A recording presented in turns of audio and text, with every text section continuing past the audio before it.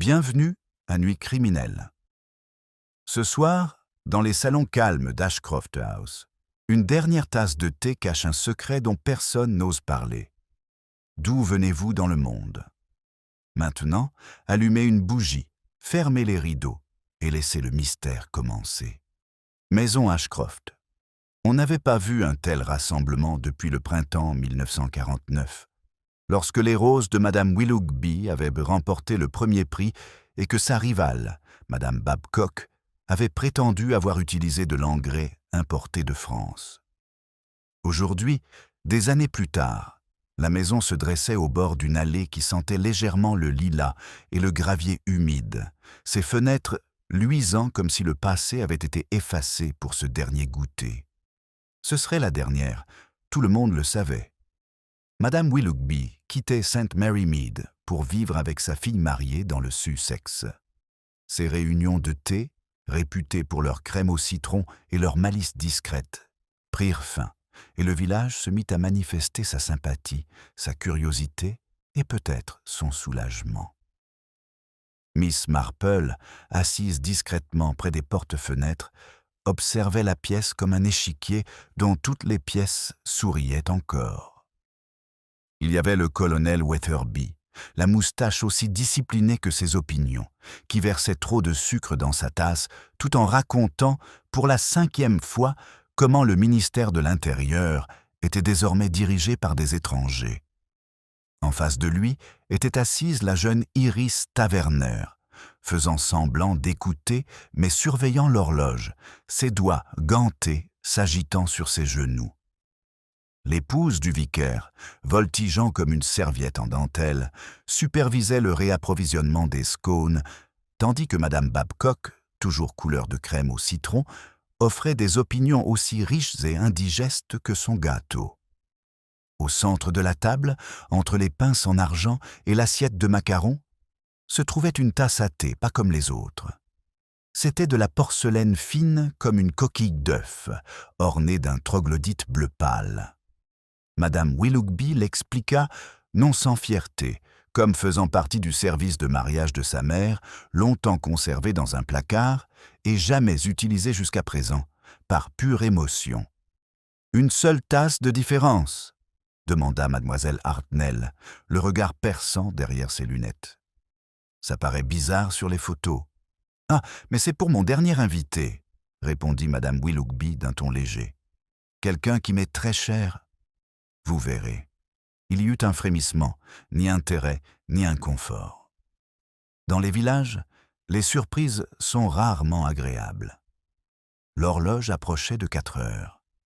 Par les portes ouvertes, l'odeur de l'herbe coupée et le léger tintement de la cloche de l'église perçaient.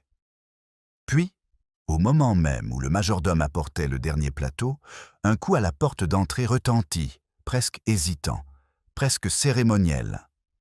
Madame Willoughby se redressa. « Ah !» dit-elle. « Ce sera lui. » Elle se leva, lissa sa jupe et alla saluer son invité. La conversation s'éteignit. Quelqu'un murmura qu'il s'agissait peut-être de son neveu, celui d'Inde, dont elle était séparée. D'autres pensèrent au médecin, au notaire, ou même au prêtre qui avait demandé le silence. Mais lorsque la porte s'ouvrit, rien de tout cela. Un homme grand, vêtu d'un pardessus marron, se tenait là, chapeau à la main, la lumière derrière lui dessinant une silhouette longue et anguleuse. Son expression était indéchiffrable, peut-être fatigué, mais il y avait en lui une sorte de calme qui n'appartient pas à la foule du village. Le sourire de madame Willoughby tremblait. « Tu es venu, » murmura-t-elle, « après toutes ces années. » Il inclina la tête. « J'étais invité. » Ces mots, si simples soient-ils, semblent la déstabiliser. Un instant, elle sembla sur le point de le renvoyer. Puis, retrouvant son calme, elle le conduisit au salon. « À tous, » annonça-t-elle d'une voix tremblante. « Voici Monsieur Leighton. Mon défunt mari et lui étaient amis avant la guerre. » L'homme s'inclina légèrement. « Il y a longtemps. » La politesse couvrit le silence. On tira les chaises. On versa les tasses et la conversation reprit son ton poli. Pourtant, quelque chose avait changé dans la pièce, comme si un courant d'air était entré avec lui. Miss Marple, les mains jointes sur son sac à main, le sentit immédiatement, à la façon dont la voix de Madame Babcock se fit plus aiguë, au regard d'Iris Taverner se reportant à nouveau sur l'horloge, et à la façon dont Madame Willoughby, elle-même, d'habitude la plus calme des hôtesses, remuait son thé de la mauvaise main. Ce n'est qu'au 3e tour de thé que l'objet symbolique a révélé sa signification silencieuse. M. Leighton avait tendu la main vers la coupe bleue en forme de troglodyte. La main de Madame Willoughby, pâle et tremblante, l'avait interceptée. « Pas celle-là, dit-elle rapidement. Celle-là est fêlée. » Il le regarda, puis elle, avec une vague curiosité. « Fissurée ? Il me semble parfait. Son déni est venu trop vite. S'il vous plaît. » « J'insiste. » Et elle l'a pris elle-même. Une demi-heure plus tard, tandis que les invités se levaient et échangeaient leurs adieux sous le tic-tac de l'horloge et l'odeur du thé trop infusé, Madame Willoughby vacilla. Sa main se détacha de la tasse. Elle tomba et se brisa sur le tapis, des fragments bleus se dispersant comme des plumes. Puis, elle la suivit, son chapeau glissant sur le côté, un léger soupir s'échappant de ses lèvres. Le cri ne venait pas d'elle, mais de Madame Babcock, même si certains ont dit plus tard que cela aurait pu être la bouilloire qui hurlait au loin. Miss Marple s'avançait déjà, le visage grave, le regard calme. Elle s'agenouilla près de l'hôtesse tombée et posa une main ferme sur son poignet. Au bout d'un moment, elle leva les yeux. « Appelez le docteur Haydock, » dit-elle doucement. Mais avant même que la femme du vicaire ne se précipite, Miss Marple connaissait la vérité qui résonnerait dans chaque cottage le soir. Madame Willoughby était morte, et le dernier thé d'Ashcroft House avait été à la hauteur de son nom. La voiture du médecin arriva avant que les derniers invités n'aient pleinement accepté la situation. Ses pas rapides rompirent le silence lorsqu'il franchit la porte-fenêtre ouverte, le soleil de l'après-midi éclairant les reflets argentés de ses cheveux. Le docteur Haydock, habitué aux petits drames de la vie villageoise, jeta un bref coup d'œil à Madame Willoughby, allongée sur le tapis, un bras replié sous elle, comme si elle faisait une révérence à la mort elle-même. « Elle est partie, » dit-il doucement au bout d'un moment. Instantanément, devrais-je dire. Une crise cardiaque, peut-être. La femme du vicaire haleta comme si le mot lui-même était indécent. Le colonel Weatherby marmonna quelque chose à propos du choc et de la chaleur. Madame Babcock se mit à pleurer, moins de chagrin que de conviction d'avoir assisté à un événement terrible et donc important. Seule Miss Marple resta immobile, les yeux baissés. Elle ne regardait apparemment pas le corps, mais les tessons de la coupe bleue éparpillés à côté. Un morceau s'était accroché à la frange du tapis, luisant faiblement. Le majordome, pâle et gêné, rassembla les fragments dans une serviette, sur les instructions du docteur Haydock. « Il vaut mieux les garder, » murmura le médecin. « Le coroner voudra peut-être les voir, même si cela paraît assez ordinaire. »« Ordinaire » dit Madame Babcock avec un petit frisson. Jusqu'à ce que vous pensiez à quoi elle ressemblait, la pauvre âme, les yeux ouverts, comme si elle avait vu quelque chose à laquelle elle ne s'attendait pas. Elle aurait pu voir son Créateur, murmura Miss Hartnell, non sans un certain plaisir. Lorsque la police arriva de Much Benham, le salon avait été rangé avec cette curieuse manière dont les foyers anglais préservent le décorum même au milieu des ruines. Les scones étaient débarrassés, le plateau d'argent retiré et les rideaux tirés à moitié pour se protéger de la lumière. On aurait dit que le thé avait été simplement interrompu et non terminé. L'inspecteur Finch, qui avait l'air d'un homme perpétuellement surpris par sa propre autorité, observait la scène. Aucun signe de trouble, remarqua-t-il. Pas de lutte, probablement une crise d'épilepsie provoquée par l'excitation. Mais nous verrons bien ce que dira le rapport du médecin. Il nota les noms de tous les présents, fronçant légèrement les sourcils, tandis que chacun exprimait poliment son incrédulité. Miss Marple, quand vint son tour, parla doucement. Elle semblait aller plutôt bien, inspecteur, même si je la trouvais un peu inquiète. Anxieux, le crayon de Finch hésita. « À propos de quoi, madame ?»« Ah, je ne saurais dire. C'était juste une façon de parler. Les gens semblent souvent anxieux lorsqu'ils ont pris une décision définitive, je trouve. » L'inspecteur émit un grognement évasif. À son avis, les dames âgées parlaient par énigme, parce qu'elles aimaient ça. Quand enfin le corps fut emporté et que la foule se dispersa dans la fraîcheur du soir, le village reprit son calme, mais différemment. Les bruits habituels de réconfort, le tintement des tasses de thé, le murmure des ragots, le léger bruit sourd d'un pain sur une planche portent désormais un léger frisson. À la poste, Madame Price Ridley raconta à Mademoiselle Hartnell qu'elle avait toujours dit que Madame Willoughby était trop bien conservée pour son âge. Chez l'épicier, le garçon de magasin murmura qu'on avait parlé de poison, sans se rappeler par qui.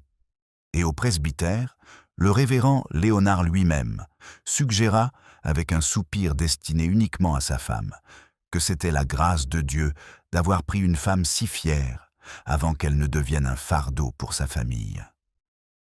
Pendant ce temps, Miss Marple était assise près de la fenêtre de son salon, tricotant un châle gris pâle et laissant les ombres du soir s'étendre sur le jardin.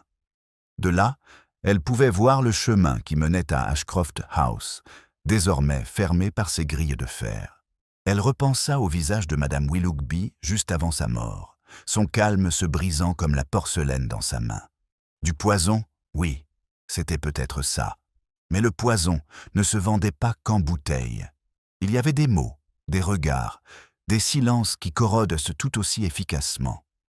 Miss Marple se souvenait du sursaut de l'hôtesse lorsque M. Leighton apparut à la porte, et de la rapidité avec laquelle elle avait insisté pour prendre la coupe bleue. Le lendemain matin, l'inévitable avis d'enquête fut affiché discrètement sur le panneau paroissial. Le docteur Haydock n'avait pas apprécié ce qu'il avait découvert. Une trace de digitaline, confiée à l'inspecteur.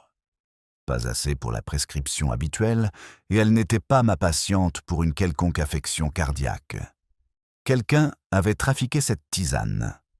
Lorsque la nouvelle parvint à High Street, portée par Madame Babcock, dont le devoir moral était indissociable de la curiosité, le village s'emplit de spéculations. Iris Taverner fut aperçue quittant le bureau de poste, pâle. On entendit le colonel clamer son innocence, avant même que quiconque ne l'ait accusé. Même la femme du pasteur déclara à l'épicier, d'un ton de vertu délicate, que cela aurait pu être n'importe lequel d'entre nous. Miss Marple ne fait aucun commentaire. Elle avait vécu assez longtemps pour savoir que culpabilité et innocence partageaient souvent le même salon.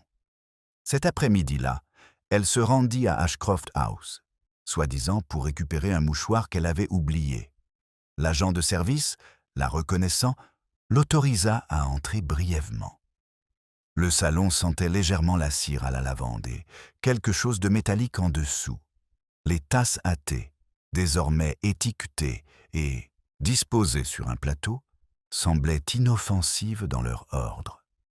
Il ne manquait qu'une seule tasse, le troglodyte bleu, dont les fragments reposent scellés dans un petit sac en papier sur la cheminée. Miss Marple s'arrêta devant eux. Elle remarqua qu'un bord de la porcelaine était décoloré, non pas par le thé, mais par une légère teinte verdâtre, comme une ecchymose sur le vernis. Elle ne dit rien, se contenta d'acquiescer et de se retourner pour partir. Dehors, un merle surgit du buisson de lilas et vola vers le clocher de l'église. Miss Marple observa son vol jusqu'à ce qu'il disparaisse au soleil, puis murmura doucement, comme s'il ne s'adressait à personne en particulier. On ne réalise jamais à quel point la culpabilité peut se cacher sous la respectabilité. Il est très doué pour boire du thé. » Elle descendait lentement le chemin, sa petite silhouette encadrée par les haies tremblantes de la lumière estivale. Derrière elle, les fenêtres d'Ashcroft House ne reflétaient que le ciel. Et pourtant, quelque part, parmi ces réflexions polies, se trouvait le visage de celui qui avait versé la mort aussi proprement que de la crème. Le vol de l'oiseau hantait encore l'esprit de Miss Marple lorsqu'elle atteignit son portail. Elle resta un instant immobile, imprégnée du parfum du chèvrefeuille, percevant le murmure des conversations derrière les haies. Les rideaux frémirent, les portes s'ouvrent. Panneau à moitié ouvert que le chagrin s'était déjà transformé en curiosité. Elle n'ignorait pas que sa présence au thé faisait d'elle, aux yeux de Sainte Mary Mead, une sorte de relique. D'ailleurs, la receveuse avait déjà demandé à Miss Marple si elle avait remarqué quelque chose d'étrange, une question qui, dans le langage du village, signifiait tout ce qui était étrange. À 5h30, l'inspecteur Finch en personne se présenta à sa porte. Son chapeau, légèrement trop petit pour sa tête, lui donnait l'air d'un employé consciencieux plutôt que d'un homme d'autorité. « Pardonnez-moi, Miss Marple. Je voulais vous dire un mot, vu que vous étiez là. »« Bien sûr, » dit-elle doucement, l'entraînement dans son salon, où un parfum d'eau de rose s'échappait d'un vase. « Asseyez-vous, s'il vous plaît. Je préparais justement du thé, même si j'ose dire que l'association est plutôt malvenue. » Il sourit maladroitement et déclina la tasse. Le médecin confirma la présence de digitaline. Dose mortelle. Elle avait dû la verser dans son thé quelques minutes après l'avoir bu. « Je vois, j'ai compris que tu étais près du plateau. » Les yeux de Miss Marple pétillèrent, mais son ton resta réservé. « Presque, oui. Mais je vous assure, inspecteur, je n'ai rien apporté de plus dangereux que des sablés. » Il rougit légèrement. « Bien sûr que non, madame. C'est bien, il faut examiner tout le monde. Même M. Legton, le visiteur. Un drôle de type, celui-là. Il a dit qu'il avait été invité, mais il n'y a pas de lettre. » Les aiguilles à tricoter de Miss Marple claquèrent doucement, tandis qu'elle reprenait son travail. « On dit souvent qu'on est invité quand on pardonne ce qu'on a voulu dire, » dit-elle. « Mais les deux ne sont pas toujours synonymes. » Finch fronça les sourcils, incertain s'il s'agissait d'un indice ou d'un proverbe. « Tu crois qu'elle le connaissait bien ? » Elle se souvenait trop de lui, je crois. Il y a une différence. Il remarqua quelque chose dans son carnet, puis leva les yeux. « Tu suggères une dispute ? » Pas forcément. Parfois, la gratitude peut ressembler à de la peur. Il hésita, de nouveau déconcerté par sa formulation, puis se leva. On le saura bien assez tôt. On parle d'un vieux testament, de quelque chose concernant la succession de son mari. Le neveu d'Inde pourrait venir réclamer ce qui lui appartient. Miss Marple sourit faiblement. Ah oui. Les problèmes familiaux ont tendance à ressurgir lors des funérailles les plus inconfortables. Après le départ de l'inspecteur, le silence s'installa dans la maison.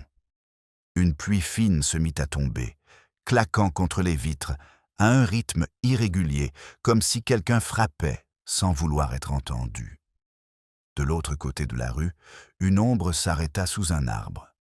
Madame Babcock, son parapluie à mi-mât. Elle fit semblant d'inspecter les roses, mais Miss Marple savait qu'il n'en était rien.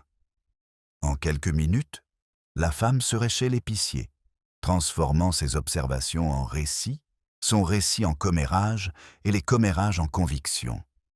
Le soir venu, la conviction s'était effectivement installée sur le village comme une brume. Pour certains, c'était M. Legton, trop calme, arrivé trop brusquement. Pour d'autres, c'était Iris Taverner, dont le visage pâle et les mains tremblantes suggéraient un sentiment de culpabilité à quiconque avait déjà lu un journal. Au Blue Boar, le colonel déclara qu'il était évident que Madame Willoughby s'était suicidée pour une absurde raison sentimentale. Vous verrez. La femme du vicaire, ayant entendu cela, fut profondément offensé qu'une dame d'une telle éducation se suicide en public. Le lendemain, les premiers préparatifs des funérailles eurent lieu. Ashcroft House était empreinte d'une efficacité sobre. Les domestiques s'agitaient comme des fantômes, répétant les convenances. M. Leighton était là, discutant discrètement avec l'avocat de la famille. Miss Marple, arrivant avec des fleurs, l'observa depuis l'allée du jardin. Son visage était tiré mais inexpressif, cette immobilité qui pouvait dissimuler la culpabilité ou la retenue. Lorsque leurs regards se croisèrent, il inclina la tête. « Miss Marple, n'est-ce pas ?» Sa voix était courtoise, avec cette légère sécheresse de quelqu'un qui n'a pas l'habitude de la compassion. « Oui, Monsieur Leighton, j'étais là quand c'est arrivé. »« Moi aussi, » dit-il en jetant un coup d'œil vers la fenêtre où les rideaux avaient été remplacés. « On dirait que j'apporte le malheur partout où je vais. »« Ce serait très remarquable, » dit-elle doucement, à moins d'aller là où le malheur a déjà élu domicile. Il la regarda d'un air sévère, mais elle s'était déjà retournée pour arranger les fleurs. « Elle a eu la gentillesse de vous inviter, » ajouta Miss Marple. « Peu de femmes pardonnent un vieil affront aussi publiquement. » Le silence de M. Leighton fut si long qu'il devint une réponse.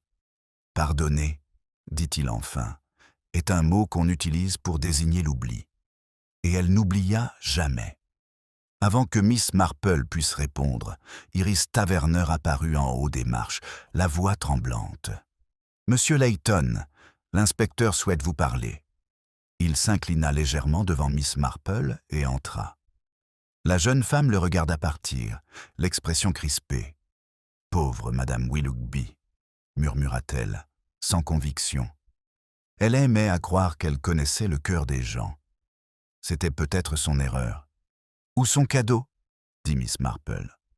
Les yeux de la fille clignotèrent par peur, culpabilité, ou peut-être simple épuisement.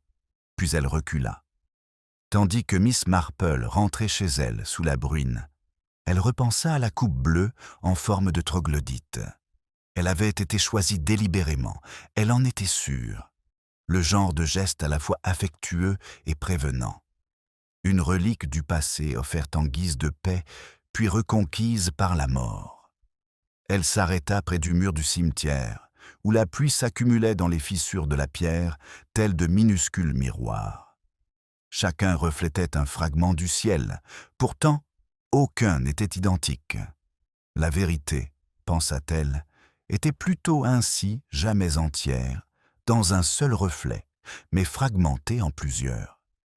Et parmi ces pièces, l'une brillait trop fort pour être confondue. Le bruit de la pluie contre le mur du cimetière s'adoucit, tandis que Miss Marple rentrait chez elle. Mais ses pensées restèrent aussi claires que les gouttes accrochées à son parapluie. Il y avait, songea-t-elle, une certaine cruauté dans la rapidité avec laquelle les villages se rassemblent en factions religieuses. Au matin, la moitié de St. Mary Mead avait déjà identifié le meurtrier, et l'autre moitié se demandait pourquoi il ne pouvait s'agir de lui. La première faction favorise M. Leighton. Il était trop posé, trop réservé, trop marginal. La seconde faction préférait la jeunesse d'Iris Taverner, la beauté et la nervosité étant, en pareille matière, des preuves irréfutables. Au cœur de tout cela résidait la même conviction, la culpabilité doit se manifester visiblement. Miss Marple, qui avait connu de nombreux pêcheurs au sourire radieux, ne partageait pas cet avis. Ce soir-là, elle trouva l'inspecteur Finch déjà sur le pas de sa porte, le chapeau trempé et le carnet rempli d'avis. « Bonsoir, mademoiselle Marple. Je vous tiens au courant. Nous avons fait venir M. Leighton pour un interrogatoire plus approfondi. » Ses sourcils se haussèrent, juste assez pour exprimer un intérêt poli. « Vraiment? Pour quelle raison? » « Eh bien, il y a une raison. Il s'avère que le défunt mari de Madame Willoughby l'avait désigné comme exécuteur testamentaire de son premier testament, avant leur dispute, il y a des années. Et il paraît qu'elle avait l'intention de le modifier à nouveau. La nouvelle version n'a pas encore été publiée. Les testaments égarés ont la curieuse habitude de disparaître au pire moment, dit-elle avec douceur. Et lorsqu'on les retrouve, ils déplaisent généralement à quelqu'un. Finch hocha la tête d'un air sombre. Nous cherchons un bureau. Layton affirme ne plus l'avoir revu depuis la guerre. Mais des témoins à l'auberge affirment qu'il est arrivé 2 jours plus tôt que prévu. Il avait réservé sous un autre nom. Comme c'est moderne, murmura Miss Marple, le regard pensif. Les hommes masquent si souvent la vérité en la simplifiant. Les femmes, au contraire, la compliquent jusqu'à la rendre invisible. Finch sourit d'un air hésitant, incertain s'il s'agissait d'un compliment ou d'un avertissement. Pourtant, cela semble assez clair, à moins qu'elle n'ait versé son propre poison.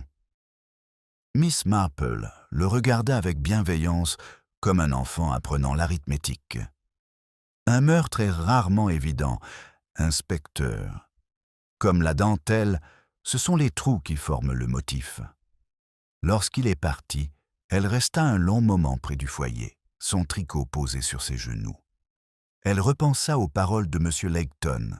« Je n'ai jamais oublié. » Une telle phrase peut véhiculer de l'affection, du ressentiment ou même de la culpabilité. Le lendemain matin, Sainte Mary Mead se réveilla avec le léger frisson du scandale élevé au rang de légitimité.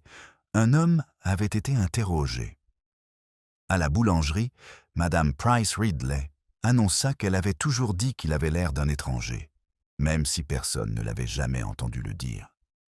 Madame Babcock, apportant la dernière version à la mercerie, améliora la situation en ajoutant qu'il avait déjà été vu dans un procès londonien, sans se rappeler de qui il s'agissait. Seule Miss Marple, marchant sous la bruine vers Ashcroft House, semblait insensible au changement d'opinion.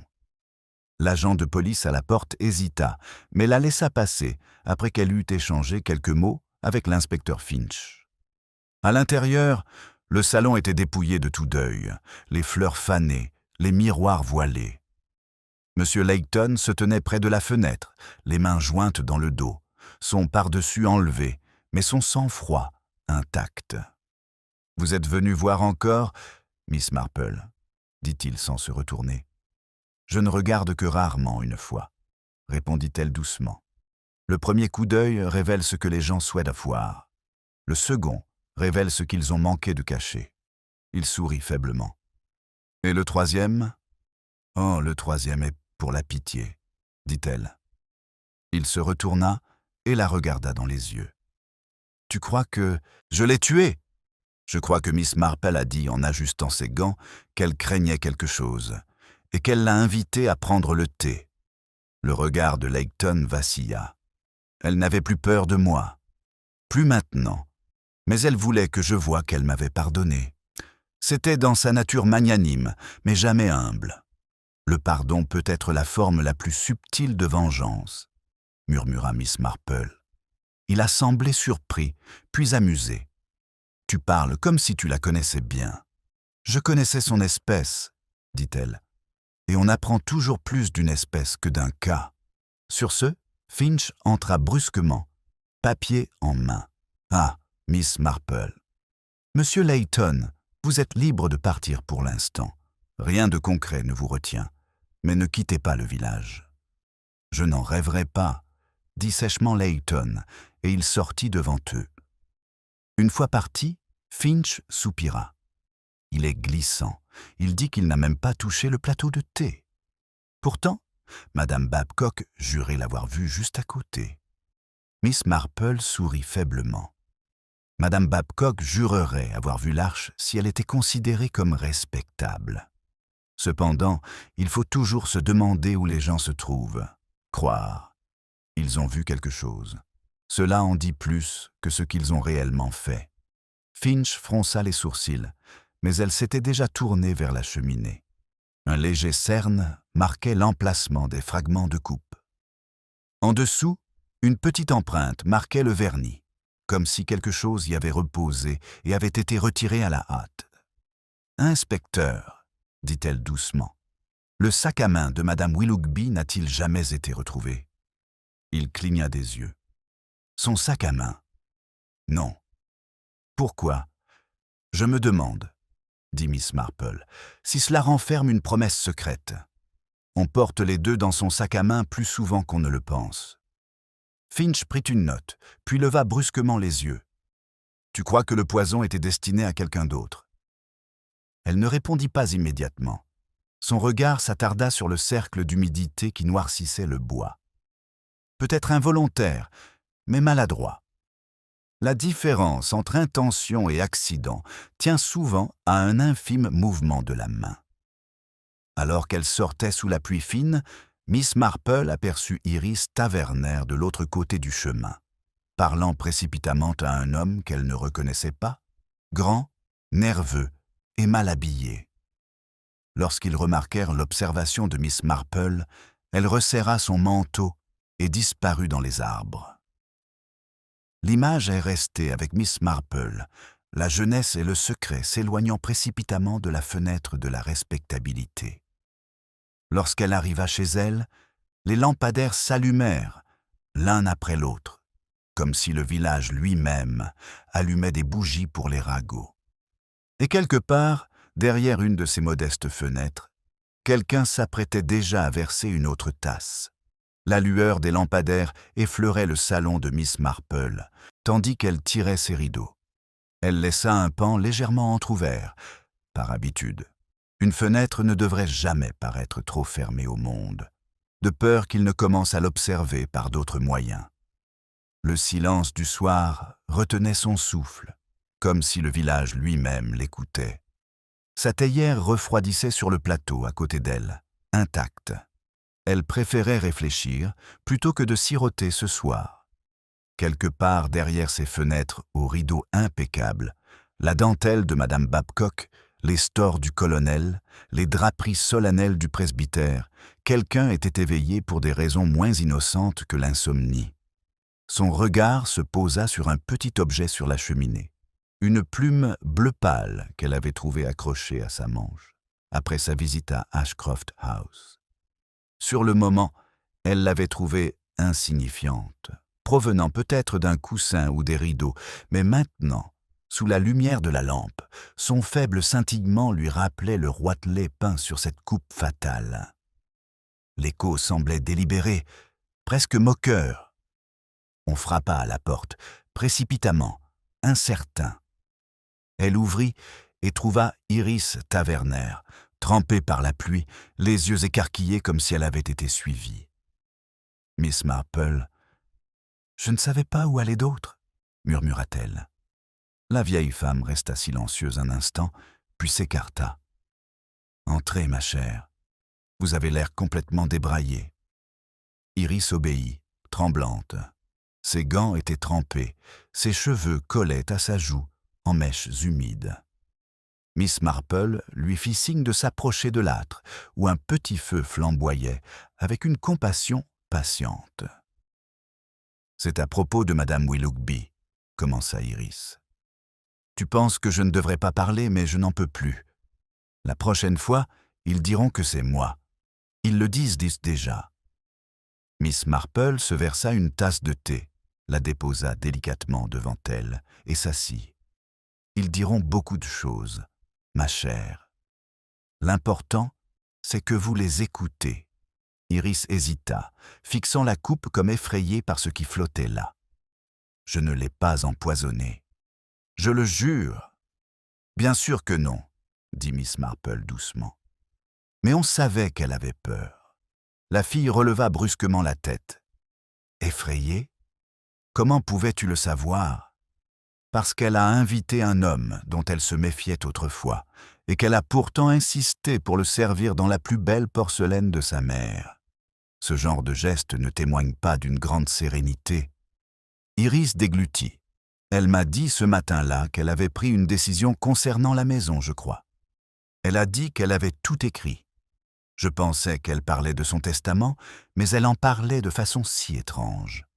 Elle a dit « Si on ne peut pas arranger les choses dans la vie, il faut le faire à l'encre. » « De l'encre, » répéta doucement Miss Marple, comme pour en tester le poids. Écrivait-elle beaucoup de lettres? Des dizaines, mais elle en a brûlé la plupart? Elle disait que les mots étaient plus sûrs lorsqu'on les retenait, et non lorsqu'on les conservait. « Comme c'est curieux », murmura Miss Marple. Et pourtant, elle a peut-être choisi de conserver son invitation à M. Layton. Iris secoua la tête. Il n'y avait pas de lettre. Elle l'appela.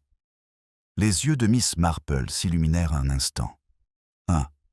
La nouvelle façon de se rattacher à ses vieux péchés sur un fil plutôt que sur du papier.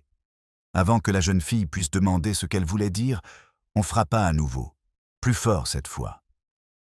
L'inspecteur Finch se tenait à la porte, son imperméable noirci par la bruine.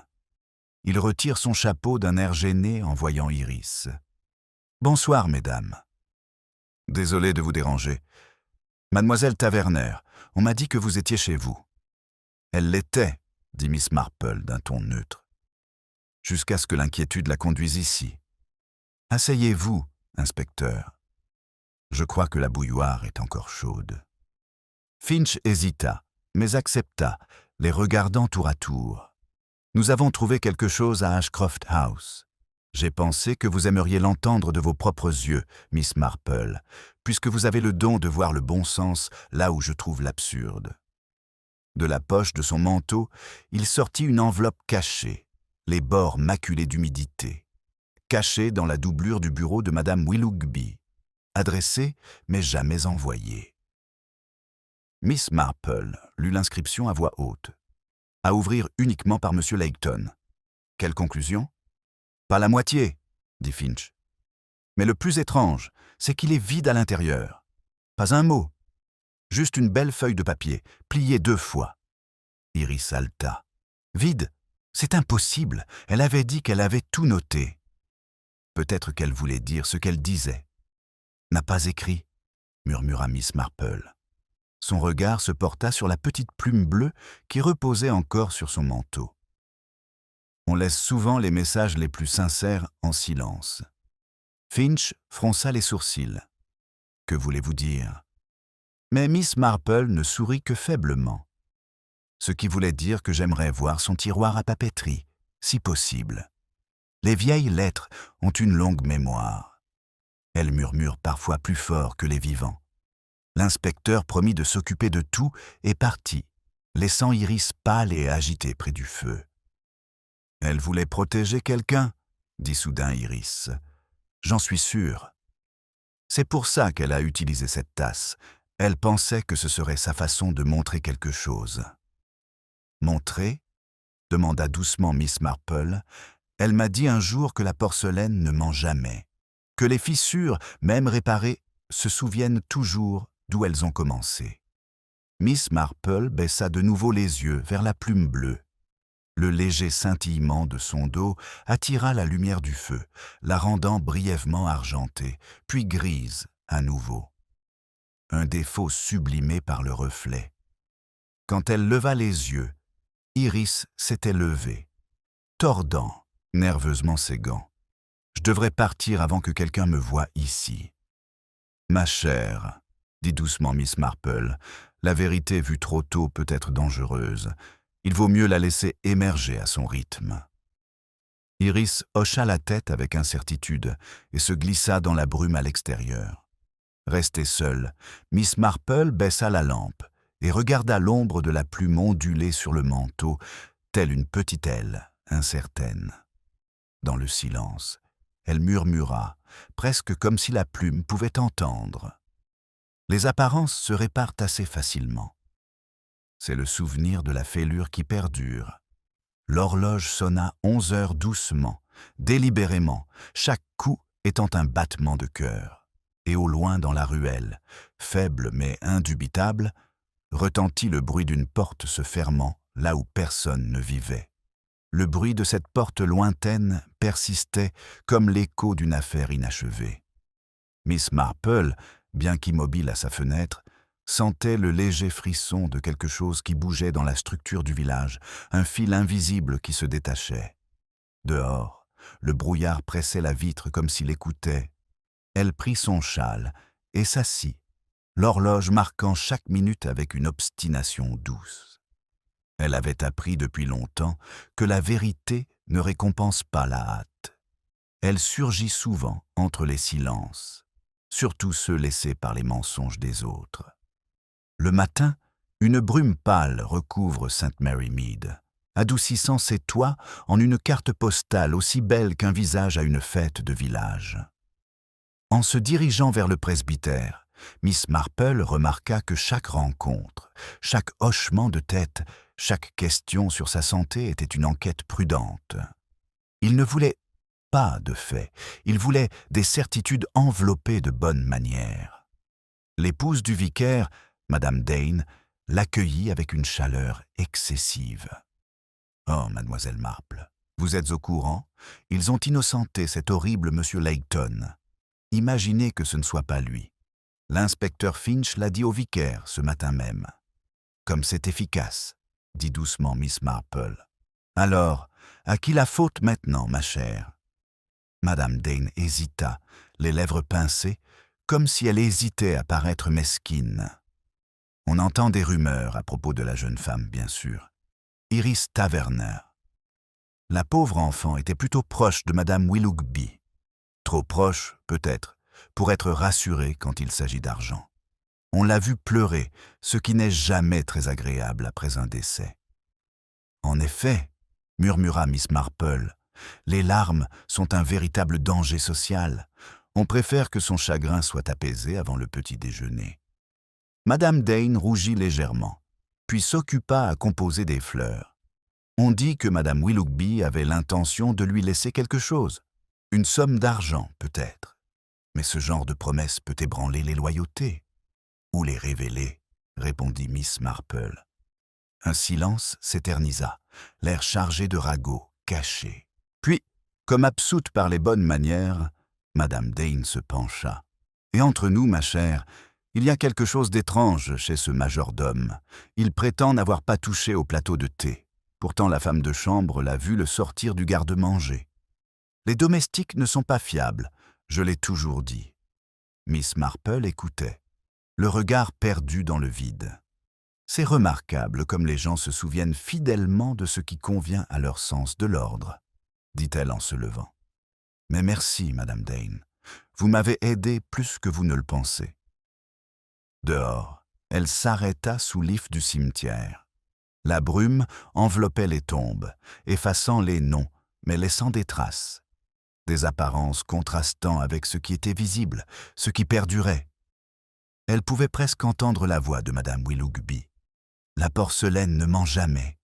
Au bord du chemin, Iris Taverner attendait, les yeux rougis par les larmes ou le manque de sommeil. « On dit que c'est moi qui l'ai fait, » dit-elle sèchement. « Que je voulais son argent, que j'étais jalouse. »« Les ragots aiment les femmes émotives, » dit doucement Miss Marple. « C'est bien plus clair que la vérité. Elle était comme une mère pour moi, » dit Iris avec férocité. Mais elle avait changé ces derniers temps. Elle avait peur de quelqu'un. Je crois que c'était ce Layton. Ou peut-être hésitait-elle. Peut-être était-ce son serviteur. Elle l'avait surpris un jour en train de lire ses lettres. Courrier? Oui, des messages qu'elle n'a jamais publiés. Elle a dit que c'était pour sa conscience, pas pour le message. L'expression de Miss Marple changea à peine. Et savez-vous ce qu'ils sont devenus? Elle en brûla la plupart. Je l'ai vue jeter une poignée dans la cheminée la veille du thé. Mais elle en garda une de côté, pliée soigneusement. Elle la glissa dans son sac à main. Le sac à main. Celui qui avait disparu. Miss Marple sentit un léger déclic dans son esprit, une vérité se rapprochant d'une autre, pas encore accomplie, mais prometteuse. Avant qu'elle puisse insister davantage, une voix familière s'éleva. « Ah, mademoiselle Taverner. »« Mademoiselle Marple ?» Le colonel Weatherby, vêtu de tweed impeccable, s'approcha avec un air suffisant qui semblait insensible à la tragédie. Terrible affaire, tout ça. Mais la police a vraiment raté son coup. Vous ne trouvez pas? J'ai dit franchement à Finch que si le poison était de la digitaline, il devait avoir été préparé par quelqu'un de compétent en médecine. Ma défunte épouse en avait pris un jour pour son cœur. Une substance affreuse, amère. Impossible de passer inaperçu dans le thé. Ça dépend, dit Miss Marple d'un ton aimable. On peut presque tout camoufler quand on sait précisément ce qu'il faut cacher. Il ricana, manquant le sous-entendu. Enfin, j'ose dire, je vais quand même à Ashcroft House récupérer ma canne. Je l'y ai laissée le jour de la tragédie. Curieux, n'est-ce pas, comme les petites choses persistant là où on s'y attend le moins. En effet, a déclaré Miss Marple. Ce sont souvent les petites choses qui sont les plus difficiles à récupérer. Après son départ, Iris parut troublée. Il me fait peur, cet homme. Il a dit un jour que Madame Willoughby lui devait quelque chose pour l'avoir aidée après la mort de son mari. Miss Marple posa doucement la main sur son bras.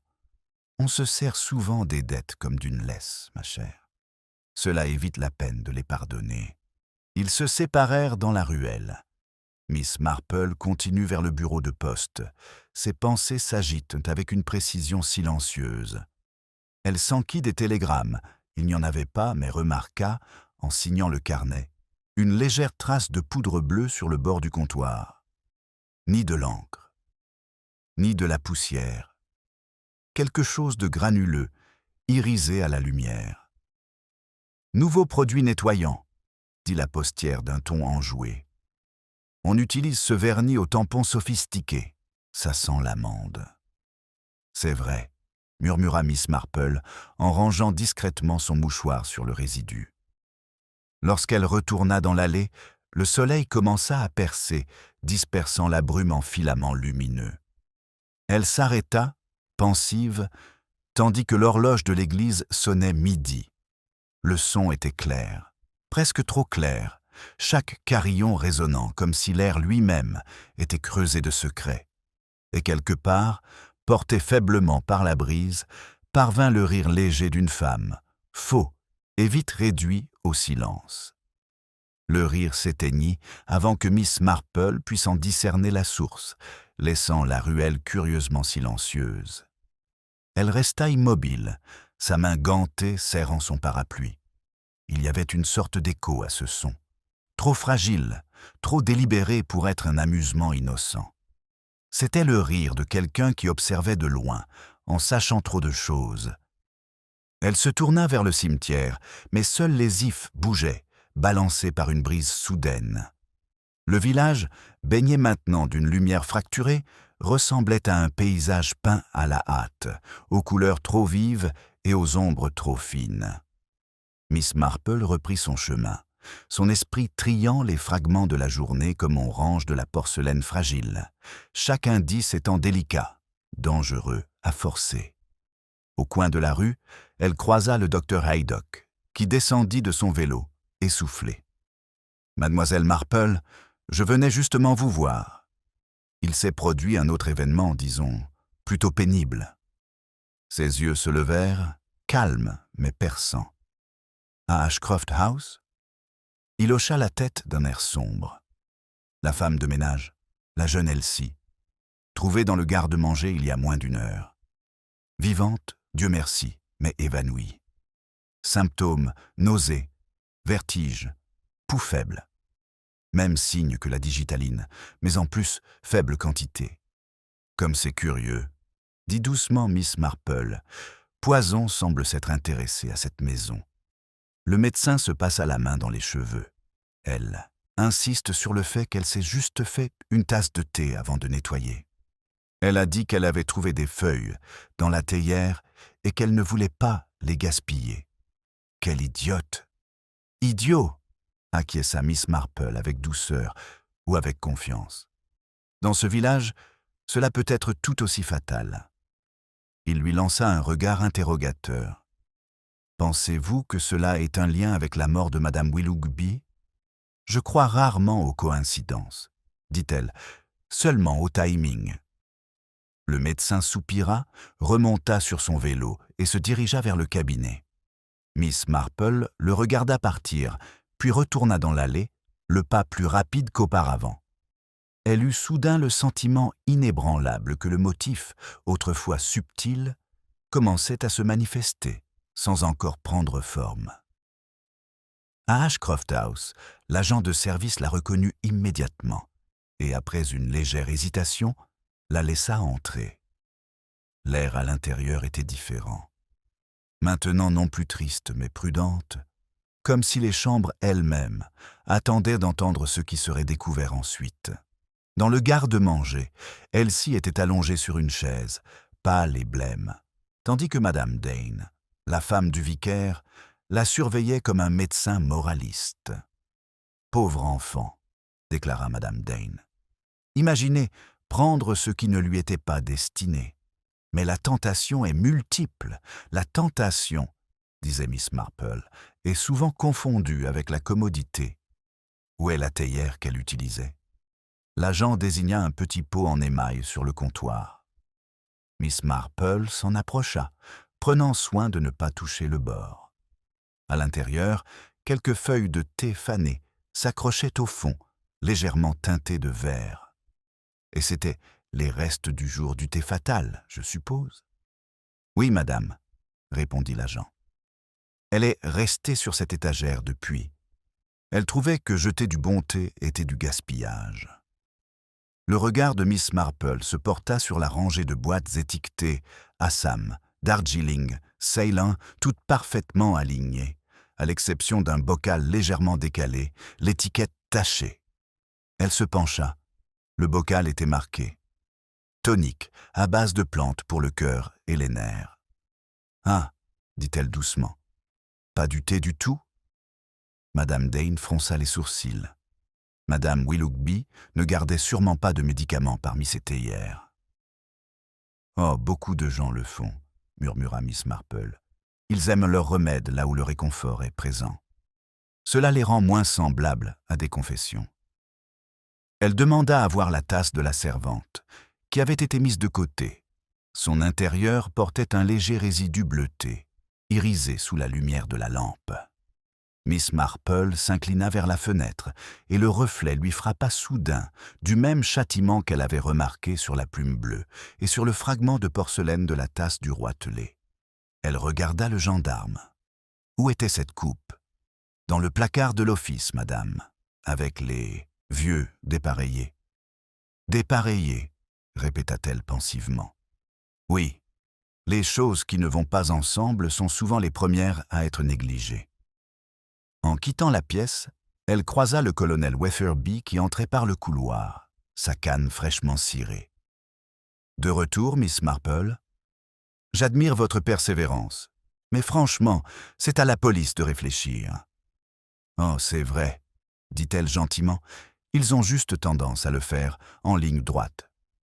Je préfère les cercles. » Il eut un petit rire. « Eh bien, je n'ai aucune patience pour les énigmes. Je suis juste venu récupérer quelques objets que Madame Willoughby m'avait promis une lettre, des comptes. Tout à fait ordinaire. »« J'en suis sûre, » dit-elle en observant son regard se diriger vers la porte du bureau. « Pardonnez-moi, colonel, mais vous semblez plus agité que d'habitude. » Il se raidit. « N'importe quoi. C'est ce désagrément commercial qui met tout le monde mal à l'aise. Et si vous insinuez que j'ai une quelconque responsabilité dans la mort de cette pauvre femme, mon cher colonel, interrompit-elle doucement, je n'ai jamais rien suggéré. Je remarque simplement ce que les autres négligent. » Il marmonna quelque chose et sortit à grands pas, sa canne frappant violemment le carrelage. Le bruit persista longtemps après son départ, ponctuant le silence comme une dispute inachevée. Miss Marple retourna dans le couloir. Le miroir près de l'escalier reflétait son visage à côté du portrait de Madame Willoughby, toujours accroché au-dessus de la console. Leur ressemblance, une sorte de défi calme, la surprit. Les femmes, pensa-t-elle, apprennent très tôt à porter le calme comme une armure. Alors qu'elle quittait la maison, le brouillard se leva de nouveau, engloutissant les haies. Au loin, la cloche de l'église marquait la demi-heure. Chaque son semblait se rapprocher, le rythme s'accélérant comme si le village lui-même s'essoufflait. Miss Marple s'arrêta devant le portail, regardant une fois de plus la maison blottie dans la brume. Ses fenêtres brillaient faiblement, comme des yeux multicolores par la tromperie. Et même si la ruelle était vide, elle avait l'étrange sensation que quelqu'un ou quelque chose la regardait partir. Le poids des regards invisibles la suivit dans le chemin, une sensation si distincte que Miss Marple s'arrêta près du portail et tourna la tête, bien qu'il n'y eût rien à voir, si ce n'était le brouillard ondulant comme un souffle contre les haies.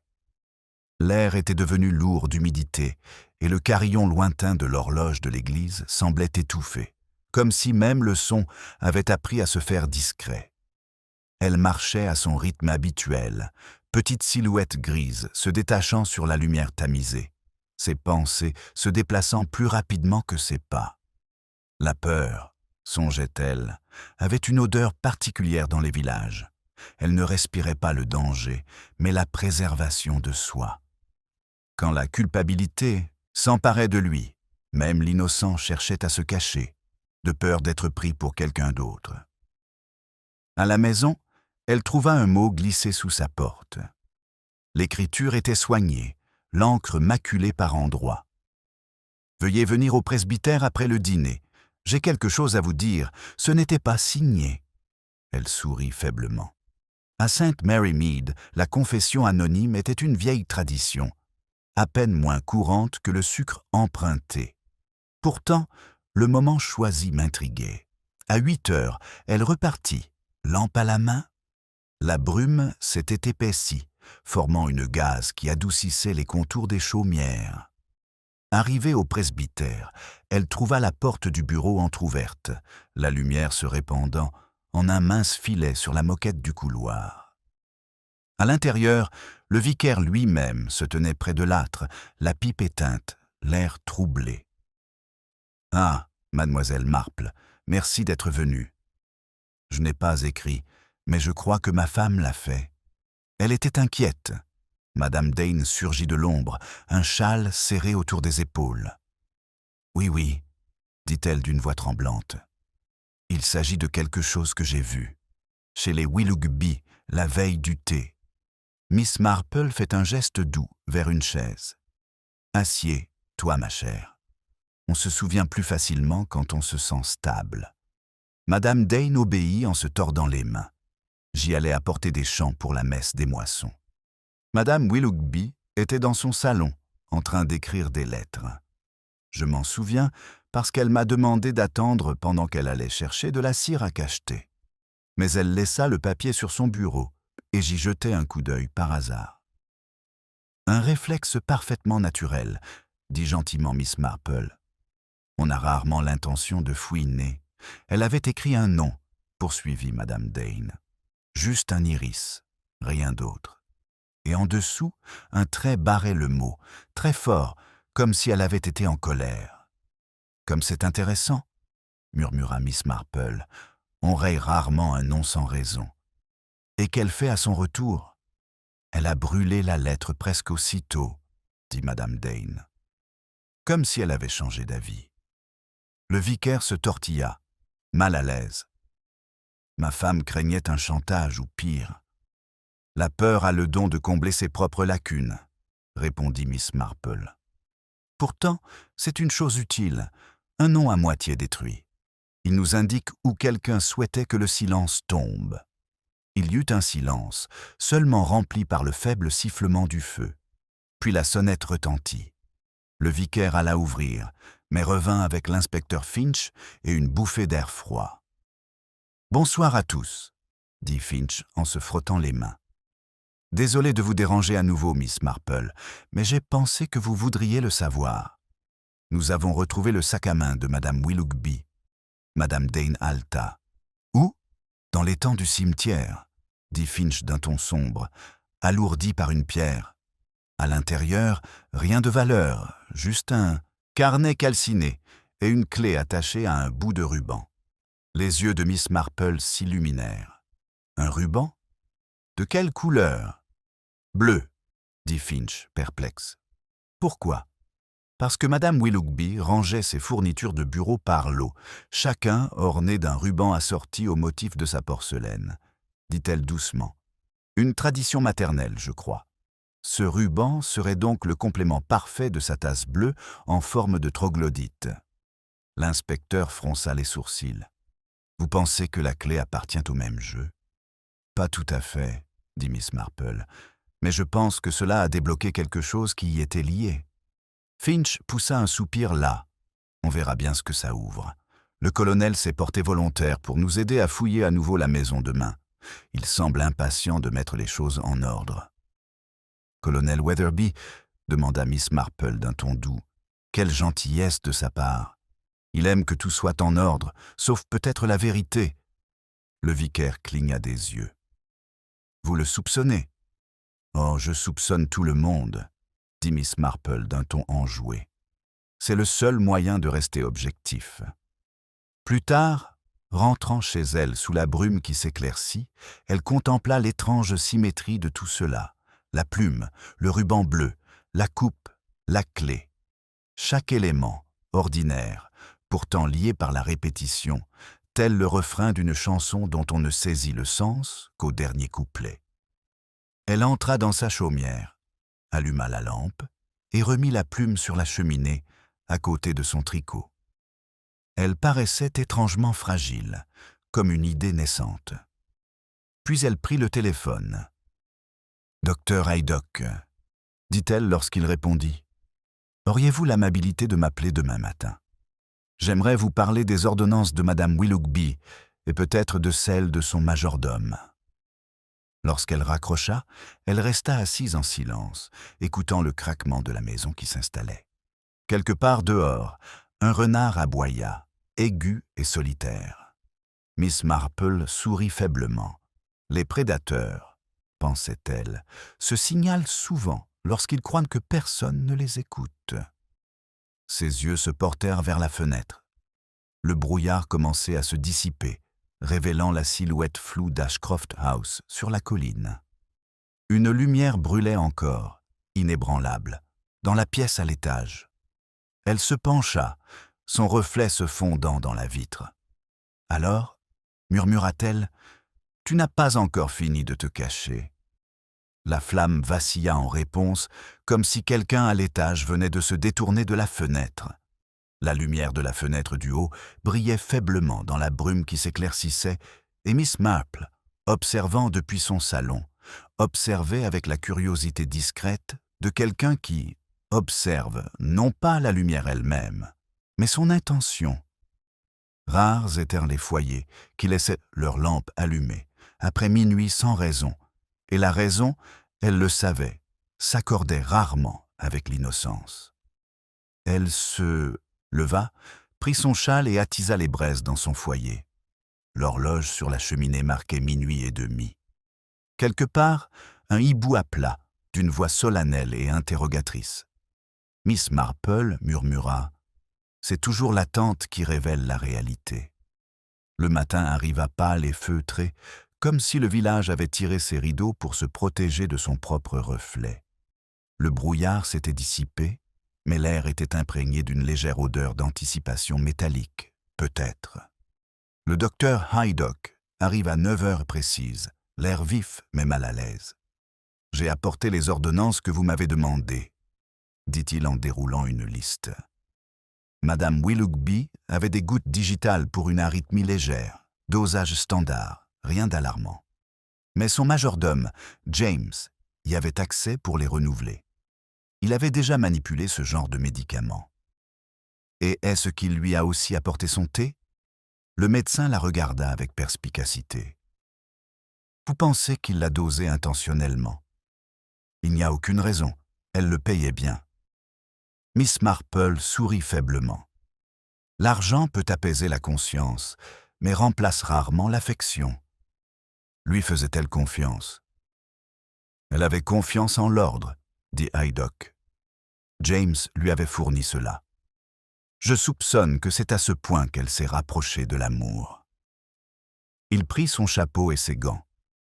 Finch examine la clé dans le sac à main. Apparemment, elle ne rentre dans aucun tiroir de la maison. Peut-être dans une boîte ou une armoire extérieure, ou quelque chose de plus personnel, dit Miss Marple. Les cadenas sont souvent destinés aux souvenirs, pas aux objets de valeur. Après son départ, elle s'assit un moment à sa fenêtre. Le facteur passa, son sifflet vacillant, tandis qu'il jetait un coup d'œil vers Ashcroft House.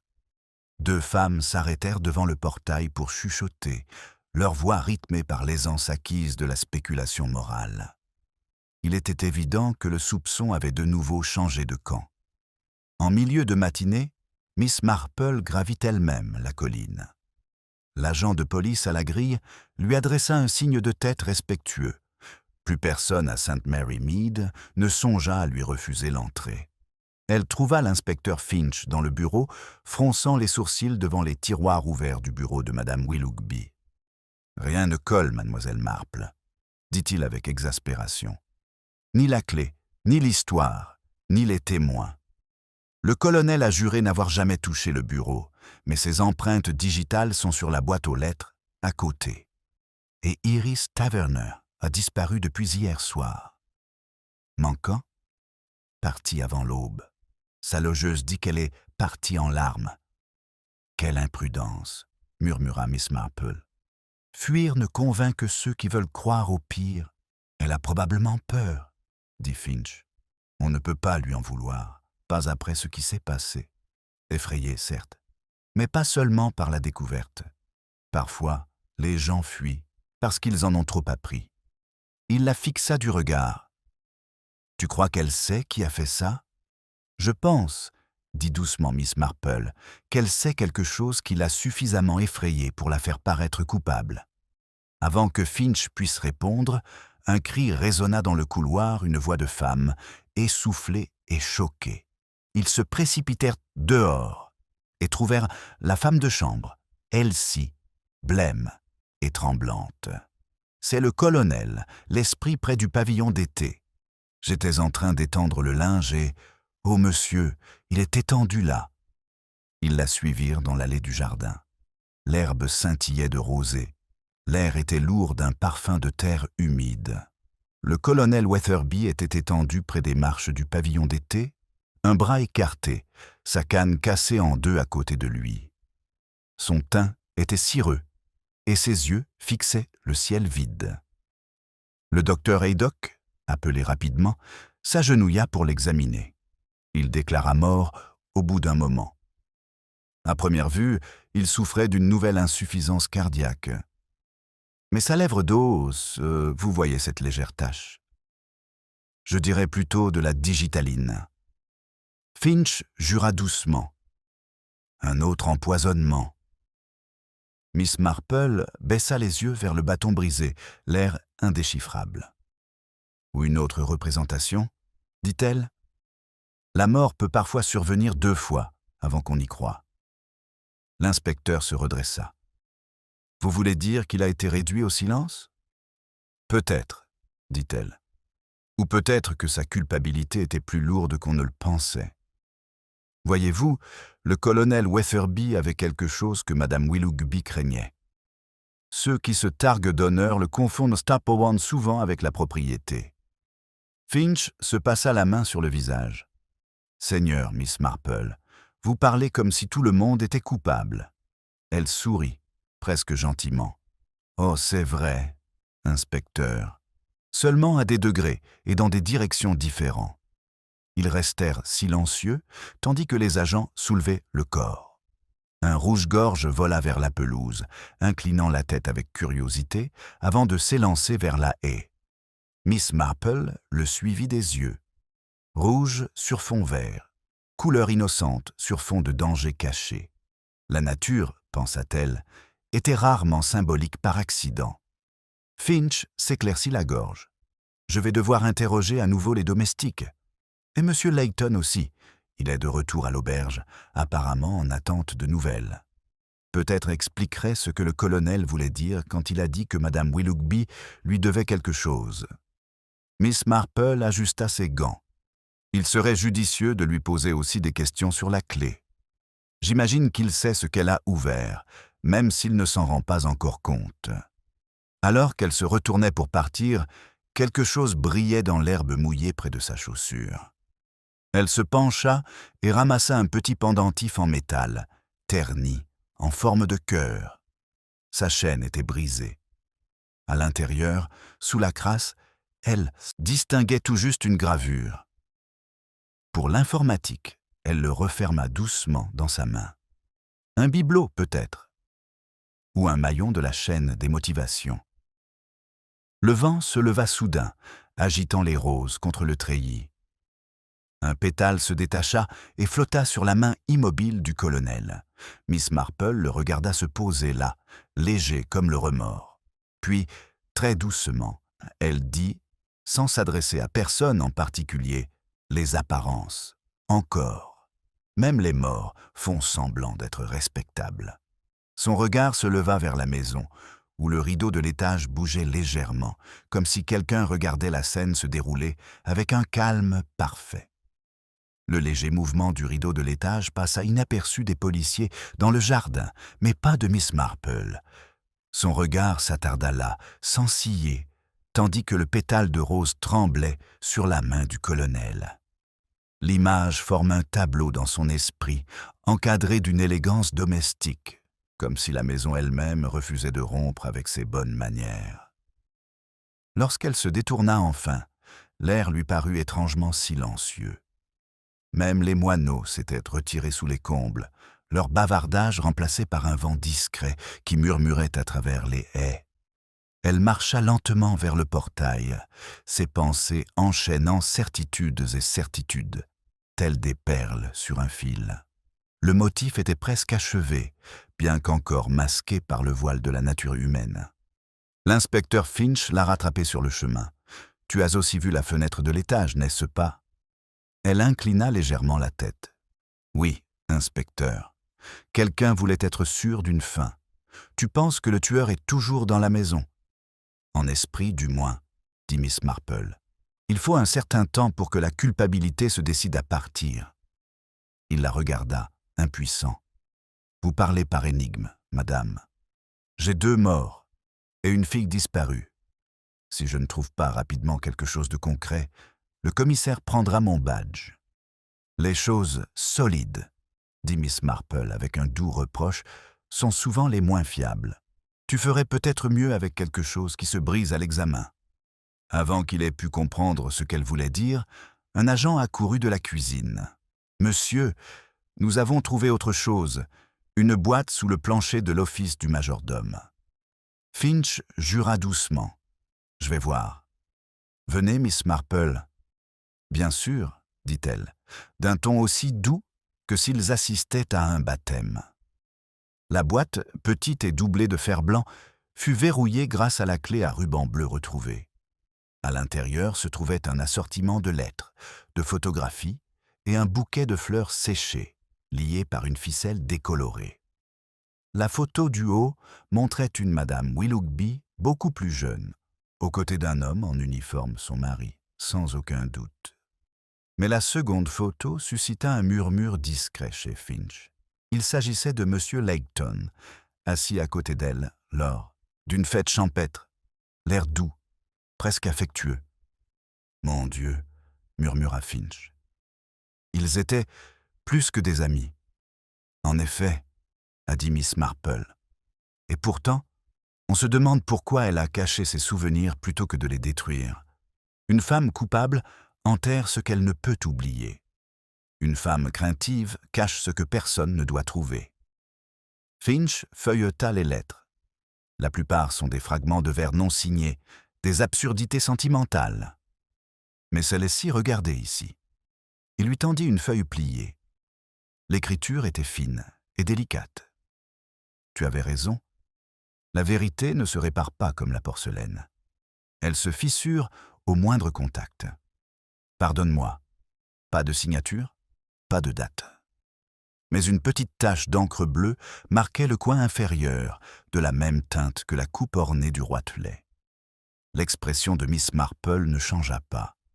Un aveu, peut-être, ou un avertissement. Mais à qui? Leighton. Finch l'a deviné. C'est le lien commun. C'est possible, dit-elle, ou quelqu'un qui partageait le même secret. Un agent apparut dans l'embrasure de la porte, casquette à la main. « Pardon, monsieur, mais il y a quelqu'un ici qui vous demande. » Mademoiselle Taverner est de retour. Elle dit être prête à faire une déclaration. Les yeux de Finch s'écarquillèrent. « Bon, c'est déjà ça. Faites-en entrer. » Quelques instants plus tard, Iris entra dans la pièce, pâle mais sereine, les yeux cernés par l'insomnie. Elle évita le regard de Miss Marple, fixant plutôt la boîte ouverte sur la table. « Je savais que tu le trouverais, » dit-elle doucement. « Je ne voulais pas m'enfuir, j'avais juste besoin de réfléchir. Elle m'a dit un jour que si quelque chose arrivait, cette boîte expliquerait tout. » Finch se pencha en avant. « Expliquer quoi, exactement ? Qu'elle avait été victime de chantage, » murmura Iris, de la part du colonel. Il avait découvert l'existence de M. Leighton grâce à leurs lettres des années auparavant. Il avait dit qu'il le dirait à sa fille, si elle ne payait pas. Mais elle ne supportait pas l'humiliation. Elle disait qu'elle préférait faire la paix avec le passé. Le tricot de Miss Marple reposait sur ses genoux, bien que ses doigts frémissaient légèrement, comme pour compléter un motif invisible. « Alors » murmura-t-elle, elle invita son bourreau à prendre le thé. Un adieu public, déguisé en hospitalité, comme c'était typiquement anglais. Iris hocha la tête, lamentablement. Elle pensait que s'il était confronté à tout le monde, il serait impuissant. Mais après coup, elle m'a avoué qu'elle avait tort de croire que la vérité avait plus de griffes qu'elle ne l'imaginait. Finch avait l'air sombre. Et le poison ? Sais-tu qui l'a mis là ? La voix d'Iris tremblait. Je ne pense pas qu'elle ait autant de flacons, de médicaments. Elle disait qu'elle voulait se sentir à nouveau forte, pensait clairement. Miss Marple la regarda avec douceur. Et la coupe avec le roitelet bleu. C'était son choix, n'est-ce pas ? La fille déglutit difficilement. Oui. Elle disait que cela lui rappelait l'innocence, quelque chose qu'elle avait brisé depuis longtemps. Un long silence s'ensuivit. Dehors, un moineau pète un instant et se tut. Finch soupira. C'est un mélange de sentiment et de culpabilité. Peut-être avait-elle pris le poison elle-même, après tout. Peut-être, dit Miss Marple. Mais le sentiment et la culpabilité sont rarement assez bien rangés pour inciter au suicide. Ils préfèrent la compagnie. Finch fronça les sourcils. « Tu veux dire que quelqu'un l'a aidé ? Quelqu'un l'a laissé mourir, » corrigea doucement Miss Marple. Ce qui n'est pas la même chose. Son regard se porta vers la fenêtre. À travers le fin rideau, une ombre vacilla brièvement, longue, étroite, délibérée. « Inspecteur, » dit-elle doucement, « vous pourrez garder un homme devant cette fenêtre ce soir. Je crois que celui qui surveille ne dormira pas de bon cœur tant que cette affaire ne sera pas réglée. » Finch hésite. « Tu crois qu'ils reviendront ? » « Oh, je crois bien, » dit Miss Marple en ramassant son châle. « Les gens qui vivent derrière les apparences le font toujours. C'est le seul endroit où ils se sentent en sécurité. » Elle se dirigea vers la porte, marqua une pause et se tourna vers Iris. « Ma chère, veux-tu me rejoindre demain matin pour le thé ? » Rien de solennel, juste une tasse de thé entre voisins. Je trouve que la conversation est plus sincère quand il y a de la chaleur dans le thé. La jeune fille parvient à esquisser un léger sourire. « Oui, Miss Marple. » Alors que la porte se refermait derrière elle, Finch murmura « Tu t'attends vraiment à ce qu'elle te dise quelque chose qu'elle ne me dirait pas ?» Les yeux de Miss Marple brillaient d'un amusement discret. « Pas du tout, inspecteur.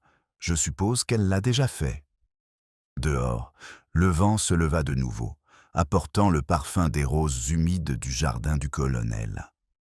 La fragrance persistait, douce, presque écœurante, comme un souvenir qui refusait de s'effacer. Et quelque part, au-delà de la haie, invisible dans le crépuscule qui s'épaississait, l'observateur s'éloigna enfin, ses pas doux et mesurés sur le chemin de gravier. Le léger craquement des pas qui s'éloignaient se fondit dans l'air nocturne, laissant derrière lui un silence plus éloquent que le bruit. Miss Marple resta un instant sur le pas de sa porte, la main légèrement posée sur le loquet, comme si elle écoutait ce que le silence voulait lui avouer. Puis elle entra, tira les rideaux et déposa une bûche sur le feu mourant. Son reflet dans la fenêtre obscure apparut comme un double visage, à la fois tranquille et grave, appartenant autant au village qu'à l'énigme qui l'abritait. Elle sourit faiblement. De nouveau les apparences. On pourrait vivre toute une vie derrière elle sans jamais se rencontrer soi-même. Le lendemain matin arriva baigné d'or, comme si le village avait décidé de feindre l'innocence. De là, fumée s'élevait doucement des cheminées. Des bouteilles de lait brillaient sur les marchés. Des ragots voltaient dans les embrasures de portes, tels des moineaux fraîchement effrayés. Les meurtres étaient devenus, au petit déjeuner, une histoire morale plutôt qu'une tragédie humaine, un sujet de discussion autour d'une tartine beurrée. À 10 heures, le salon de Miss Marple sentait le cirage au citron et l'attente silencieuse. Elle avait disposé son service à thé en porcelaine, sans grande valeur, mais en prenait grand soin et en disposait 2 couverts près de la fenêtre. La plume reposait toujours sur la cheminée, à côté de son tricot. Quand Iris Taverner arriva, elle semblait épuisée, les mains tordant le bord de ses gants. « Vous avez dit que vous vouliez parler, Miss Marple, » commença-t-elle, hésitante. « Oui, ma chère. Assiège-toi. Le thé est plus réconfortant que la vérité. » Iris obéit. La lumière du matin éclairait son visage, pâle comme du papier, révélant le léger tremblement de quelqu'un qui a trop longtemps supporté le silence. « J'ai réfléchi » dit doucement Miss Marple en versant le thé. « On confond souvent culpabilité et responsabilité. On la porte en espérant qu'elle expie le péché d'autrui. Tu as ce regard. »« Je ne l'ai pas tué, » murmura Iris. « Je sais. » Miss Marple lui a tendu la tasse. « Mais tu savais qui aurait pu le faire. Tu essayais de ne pas y penser, parce que penser rendrait la chose réelle. » Les larmes jaillissent des yeux d'Iris. Elle ne voulait pas mourir. Ce n'était pas censé se passer comme ça. Elle disait qu'elle voulait seulement l'effrayer pour lui rappeler ce qu'il avait fait. La voix de Miss Marple reste calme. Madame Willoughby comptait donc dénoncer le colonel. Mais quelque chose avait changé. Iris hocha la tête, impuissante. Il la menaça de nouveau. Il dit que si elle soufflait un mot, le mari de sa fille perdrait son poste. Il y aurait des lettres, des preuves. Elle m'a dit qu'elle avait trouvé un moyen d'en finir. J'ai cru qu'elle voulait dire qu'elle avait appelé la police. Et au lieu de cela, murmura Miss Marple, elle alla prendre le thé.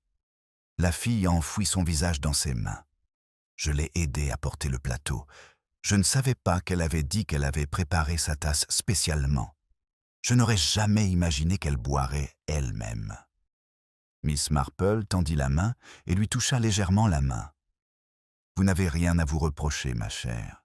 La frontière entre le courage et le désespoir est aussi fine que la porcelaine. » Un coup frappé à la porte les interrompit.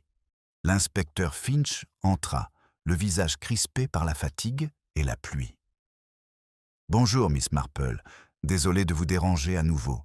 Nous avons retrouvé l'observateur et il s'avère qu'il s'agissait du majordome, James. Il a tenté de fuir avec le premier train. »« James !»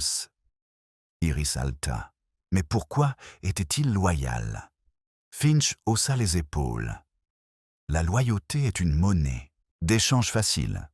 Nous avons trouvé dans sa mallette un mandat signé par le colonel Weatherby. Il semblerait que le colonel l'ait payé pour garder certaines lettres secrètes. » Miss Marple hocha lentement la tête. Et peut-être que plus tard, quelqu'un l'avait payé pour qu'il garde le secret encore plus secret. L'inspecteur fronça les sourcils. « Vous voulez dire qu'il a tué le colonel ? » ?»« C'est possible, » dit-elle. « Ou peut-être qu'il a simplement observé quelqu'un d'autre s'assurer que la dette était réglée. » Finch se frotta les tempes. « Si je survis à cette affaire, je me mettrai au jardinage. »« Ce serait très reposant, » dit gentiment Miss Marple. « Il faut cependant se méfier des mauvaises herbes. » Après son départ, Iris se releva brusquement, comme si l'air lui-même était devenu lourd. Tout était perdu. Chacun avait une raison pour mentir. Plus rien ne prouve quoi que ce soit. Miss Marple sourit faiblement. « Oh, ma chère, les preuves ne sont jamais essentielles. Ce qui compte, c'est de comprendre et de décider d'agir en conséquence. » Elle se leva et s'approcha de la fenêtre. Dehors, Ashcroft House se dressait sereinement, le brouillard d'autrefois remplacé par une clarté trompeuse. Les rideaux étaient de nouveau ouverts, et le soleil effleurait la vitre comme une absolution. « Je crois, » dit doucement Miss Marple, « que la vérité viendra au thé cet après-midi. » Iris la fixa du regard. « Que veux-tu dire ? C'est juste que les gens refusent rarement une invitation lorsqu'ils pensent avoir le contrôle, » répondit-elle. « Surtout ceux qui ont l'habitude de se cacher derrière la respectabilité. » Les lèvres de la fille s'entr'ouvrirent comme pour protester, mais elle se retint. « Tu as déclenché quelque chose. »« Peut-être juste une conversation, » dit Miss Marple. « Mais les conversations, comme le poison, doivent être préparées avec soin. » L'horloge sonna 11 heures. Miss Marple se retourna vers son invitée.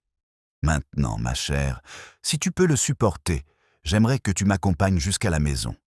Nous prendrons le long chemin qui traverse le cimetière. Cela donne une perspective. » Ils partirent ensemble, la ruelle scintillant sous le soleil pâle. Le village vaquait à ses occupations avec la tension délicate d'un public sentant sa pièce toucher à sa fin. Un chariot à lait rôdait près d'un rideau, très saute, même si les oiseaux semblent plus calmes. En passant devant le mur du cimetière, Miss Marple s'arrêta, son regard se posant sur l'étang où le sac à main de Madame Willoughby avait été retrouvé. L'eau, calme maintenant, reflétait le ciel avec une innocence trompeuse. « Comme cela a l'air paisible, » dit Iris d'une voix faible. « Oui, » répondit Miss Marple. « C'est le problème avec la paix. Elle suit souvent la victoire du silence. » Ils atteignirent le portail d'Ashcroft House, juste au moment où la cloche sonnait midi. De l'intérieur parvient un léger cliquetis de vaisselle, un son étrangement familier. Le regard de Sam, Miss Marple croisa celui d'Iris. « Il semble, dit-elle doucement, que quelqu'un nous attend déjà. » Une silhouette se déplaça derrière la porte vitrée. Une silhouette nette se détachant sur la lumière. Le loquet se souleva. Les doigts de Miss Marple se resserrèrent autour de la poignée de son parapluie. La chose la plus proche d'une arme qu'elle a jamais portée. « Garde courage, ma chère, » murmura-t-elle. La vérité, une fois commencée, insiste toujours pour aller au bout de sa phrase. La porte s'ouvrit sans hésitation, comme si la main sur le loquet avait attendu ce moment. Miss Marple et Iris pénétrèrent dans le léger parfum de cire d'abeille et de lilas fané. Le salon avait retrouvé son ordre d'origine, le service à thé ciré, les coussins regonflés, même les napperons en dentelle redressée. On aurait dit moins une scène de crime qu'une scène préparée pour un rappel. Près de l'âtre se tenait M. Leighton, la posture impeccable, d'une maîtrise parfaite. Il se retourna à leur entrée, un sourire étincelant à la limite de la formalité. « Mademoiselle Marple, Mademoiselle Taverner, je me demandais quand vous viendriez. L'inspecteur a dit que vous vous intéressiez particulièrement à la tragédie de notre petit village. » « Tragédie », répéta doucement Miss Marple, est un mot si malléable. Il cache souvent une intention derrière l'étiquette. Il inclina légèrement la tête, puis désigna le service à thé sur la table. « Vous me pardonnerez d'avoir présidé à une scène aussi désagréable. Mais je ne supporte pas l'idée de laisser les choses inachevées. Dois-je servir ? » « Non, merci, » dit Miss Marple. Son regard parcourut la pièce, s'arrêtant à la fenêtre où elle avait aperçu la silhouette qui l'observait. « Vous étiez là hier soir, alors ?» Leighton hésita un instant. « Oui, je suis retourné récupérer un objet personnel que Madame Willoughby gardait. L'inspecteur Finch sait que j'étais sous sa garde plus tôt, alors je ne pense pas avoir besoin de le cacher. »« En effet, » murmura Miss Marple, « la vérité, comme la culpabilité, n'aime pas être laissé de côté toute la nuit. Iris parut perplexe. « Monsieur Layton, pourquoi ne leur avez-vous pas parlé des lettres, du chantage du colonel ?» Le regard de Layton se durcit. « Parce que c'était sa honte, pas la mienne. Je ne l'avais pas extorqué. Je l'avais aimée bêtement autrefois, comme le font parfois les hommes. Mais elle n'avait jamais pu se défaire de sa fierté. Même le pardon lui semblait un contrôle. La voix de Miss Marple était presque tendre. « Et donc, vous l'avez laissé mourir ?» Il tressaille. « Tu crois que je l'ai empoisonné ?»« Oh, pas du tout. Tu tenais bien trop à ta dignité pour ça. Mais tu l'as vu arriver, n'est-ce pas? Tu l'as vu prendre la mauvaise tasse et tu n'as rien dit. » L'espace d'un instant, le silence emplit la pièce. La lumière du soleil traversait les rideaux, illuminant la porcelaine sur le plateau. Chaunt, mâchoire de Layton se serra. Elle était sur le point de se ruiner. Elle avait l'intention de dénoncer le colonel en public. Elle avait dit qu'elle le nommerait pendant le toast. Je ne pouvais pas la laisser détruire sa réputation, ni la mienne. Alors, vous l'avez laissé détruire sa vie, dit Miss Marple. Un geste de gentleman, raffiné, décisif et terriblement fatal. Ses lèvres s'ouvrirent comme pour protester, mais le son ne vint pas. Au lieu de cela, il se tourna brusquement vers la fenêtre, son reflet brillant dans la vitre comme une accusation. On ne peut rien prouver. C'était un accident. Miss Marple soupira. La plupart des péchés dans les villages le sont. Mais l'intention a le don de laisser des traces dans le silence. La porte s'ouvrit alors, laissant entrer l'inspecteur Finch, humide de pluie et impatient. « Mademoiselle Marple !»« Vous voilà. Nous avons attrapé James, le majordome. » Il avoua avoir aidé le colonel à déplacer certains documents et dit savoir où se trouvait le poison. « Est-ce qu'il a dit qui le lui a donné ?» demanda-t-elle. Finch fronça les sourcils. Il dit que c'était Madame Willoughby elle-même, qu'elle l'avait demandé 2 nuits avant sa mort. « Comme c'est pratique, » dit Miss Marple, « les femmes mortes font les meilleures conspiratrices. » Layton se retourna brusquement. « Voilà qui est réglé. Elle s'est suicidée, peut-être par remords. Vous avez trouvé votre coupable, inutile de chercher plus loin. » Finch jeta un regard hésitant à Miss Marple. « Vous ne semblez pas convaincue, madame. »« Des remords, oui, dit-elle doucement, mais pas les siens. » Elle s'approcha de la cheminée où reposait encore la plume, la prenant délicatement entre ses doigts. « Voyez-vous, inspecteur, cette petite chose me rappelait la coupe fragile, précise et capable de trahison si elle était mal manipulée. Madame Willoughby croyait pouvoir contenir sa culpabilité, mais elle estimait à quel point les autres dépendent de son secret. La voix d'Iris tremblait. « Tu parles du majordome ?» Miss Marple secoua la tête. « Non, ma chère. La dépendance prend de nombreuses formes, financières, affectives, morales. Je soupçonne Madame Willoughby d'être entourée de ceux qui voulaient que ses péchés soient préservés parce qu'ils en tiraient profit. L'un la surveillait, l'autre la menaçait, et l'un l'aimait trop pour l'en empêcher. » Les yeux de l'inspecteur s'écarquillèrent. Layton. Layton émit un petit rire étranglé. Impossible de savoir ça. Le ton de Miss Marple était doux. « Oh, mais je le sais. Tu m'as dit toi-même que tu étais venu récupérer quelque chose hier soir. Sauf que ce n'était pas une lettre.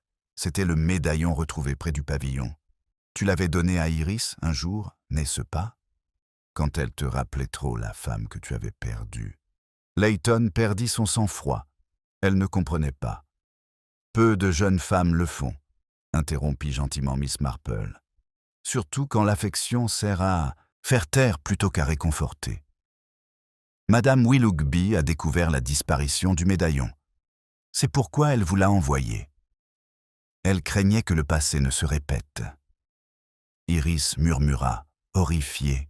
« Il m'a dit qu'elle était cruelle, qu'elle l'avait trahi. » « Je ne savais pas. » Layton s'approcha d'elle, la main tendue. Je n'ai jamais voulu dire non, dit doucement Miss Marple, et ce seul mot le figea en plein pas. Vous avez fait preuve de bon sens, monsieur Layton. Le bon sens sans pitié n'est que vanité déguisée en vertu. Il s'affala sur la chaise la plus proche, le visage blême. Elle était censée boire la coupe du colonel. Je voulais seulement l'effrayer. Elle insista pour la servir elle-même, et sa voix se brisa. Je la laisse faire. Le crayon de l'inspecteur s'est arrêté en plein milieu d'une gribouillie. C'est tout ce que j'avais besoin d'entendre. Le regard de Layton croisa celui de Miss Marple. « Tu vas me trouver monstrueuse. »« Non, dit-elle, simplement humain. Les choses monstrueuses sont commises pour des raisons plus petites que l'amour. » Il baissa la tête. « Que diront-ils de moi ?»« À Saint Mary Mead, répondit Miss Marple, on dira que tu as été malchanceux, et avec le temps, on oubliera si tu as été cruel ou simplement faible. On finit par te pardonner les uns les autres, pourvu qu'on se montre poli. » Tandis que Finch l'emmenait, la pièce sembla s'évaporer, l'air se déposant comme la poussière après un orage. Iris se tenait près de la fenêtre, pâle et silencieuse. « Est-ce qu'ils vont le prendre ?» demanda-t-elle. « J'en doute, » dit Miss Marple. « La loi reconnaît rarement le genre de meurtre commis par hésitation. » Iris la regarda, impuissante. « Et Madame Willoughby ?»« Elle a déjà eu sa justice, » murmura Miss Marple. « Pas celle dont les hommes parlent, mais celle qui se balance tranquillement. » Son dernier acte fut de boire ce qui était destiné à un autre, et ce faisant, elle dit la vérité plus clairement que n'importe quelle lettre. L'horloge sur la cheminée sonna midi, rappelant l'instant de sa mort quelques jours plus tôt. Miss Marple versa le thé intact dans l'évier. Le liquide scintilla une seconde avant de disparaître dans le drain. Dehors, le village reprit son rythme habituel facteur, vélo et rire. Le rideau de la normalité descendit avec une efficacité admirable. Iris s'attarda près de la porte. « Vous semblez toujours si calme, Miss Marple. Ces choses ne vous hantent-elles pas ? » « Au contraire, » dit-elle doucement, « il me rappelle que le mal n'est bon que sans conscience de soi, et que les ragots, à leur manière, sont la confession du village qui rend la vérité supportable. » Tandis que la jeune fille partait, Miss Marple resta seule, la plume toujours entre ses doigts. Elle la déposa dans la tasse vide posée sur la table, dont le vernis bleu reflétait la lumière.